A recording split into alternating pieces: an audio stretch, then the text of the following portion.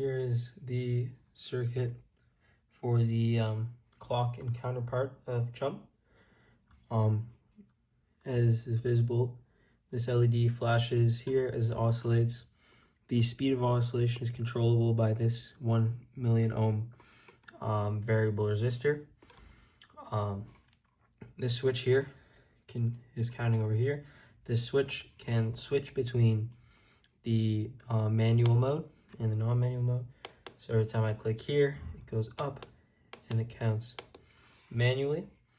The switch stops the use of this one. Over here you can see this is the reset button here. So it resets the chip here to all zeros. Over here we have the dip switch, which is connected to the inputs and the load. If I hold down the load and I click here, the values shown on the switch are presented on the output pins here. You can then reset this like that, and you can then change speed oscillation here, and it oscillates. So the 555 goes through from here, and these two, they go through these logic gates here, which then organize it. So when this switch is clicked this way, it is from the astable circuit here, but if it's this way, it's the manual version and it only clicks manually. This is a debounce manual button, debounce switch here. Next, I'll look at the code. So here's the code for CHUMP. This is the address machine language, machine level here.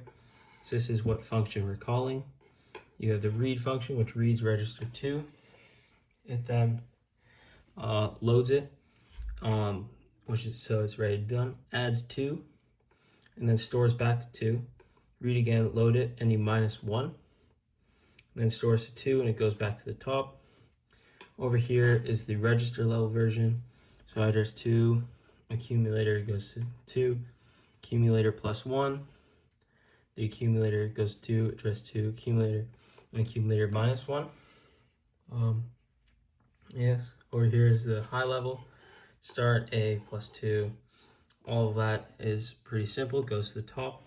So basically what this code does is reads it, it sends it to the accumulator, adds 2, stores it, so it does the same thing, -1, and then goes back to the top.